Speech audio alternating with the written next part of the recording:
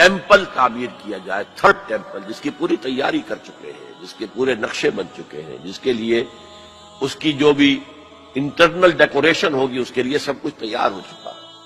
اور یہ انتفاضہ جو ریسنٹ شروع ہوا ہے، یہ شیرون کے دورے کی وجہ سے کہ وہ مسجد اقصی میں داخل ہوا اور وہ دیکھ رہا تھا جگہ کہاں سے ہمیں فاؤنڈیشن بنانی ہے اور کیا کرنا ہے۔ 4 باتیں گنوائی میں نے، 5ویں بات ایک اور بھی ہے کہ جب تھرڈ ٹیمپل تعمیر ہو جائے تو تھرون آف ڈیوڈ لا کر وہاں پر رکھ دیا جائے۔ یہ مجھے پتا نہیں تھا، یہ تھرون آف ڈیوڈ ابھی حضرت داؤد کا تخت جو ہے کہیں محفوظ ہے۔ یہ پروٹیسٹنٹس کا ایک رسالہ نکلتا ہے دی ٹرمپٹ فلاڈلفیا سے، امریکہ کے شہر فلاڈلفیا سے، دی فلاڈلفیا ٹرمپٹ، اس میں پتا چلا یہ ایک پتھر تھا جس پر بٹھا کر حضرت داؤد کی تاج پوشی کی گئی تھی، اسی پر حضرت سلیمان کی تاج پوشی ہوئی، اسی پر بعد میں ان کے اور جو بھی تھے حکمران ان کی تاج پوشی ہوتی رہی۔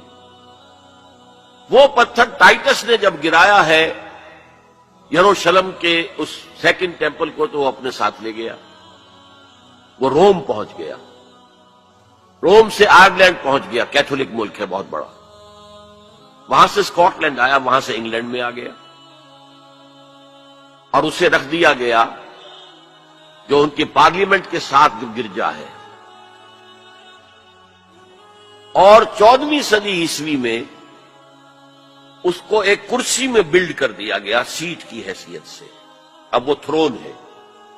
اسی کرسی پر بٹھا کر انگریز جو بھی بادشاہ ہوئے اور جو ملکائیں ہوئی ان کی کورونیشن ہوئی ہے، وہ وہاں سے لا کر اب یہاں رکھا جائے گا۔ البتہ اس کے بعد ان کے ایجنڈے مختلف ہو جاتے ہیں۔ یہودی سمجھتے ہیں ہمارا مسیح آئے گا، وہ اس تخت پر بیٹھ کر دنیا پر حکومت کرے گا۔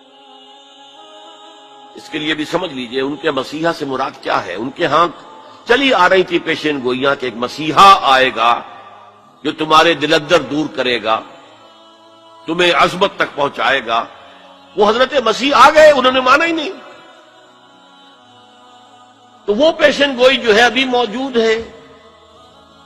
دی پوزیشن از ویکنٹ، ابھی تک وہ مسیح نہیں آیا، they are waiting for their مسیح، اس لیے کہ مسیح کو تو مانا نہیں۔ اور عیسائیوں کا خیال ہے حضرت مسیح کا جو سیکنڈ نزول ہوگا، سیکنڈ کمنگ، تو وہ اس تخت پر بیٹھ کر حکومت کریں گے پوری دنیا۔ یہ ایجنڈا ہے۔ کوئی سبب معلوم ہو سکا ہے آج تک کہ عراق پر کیوں حملہ کیا گیا؟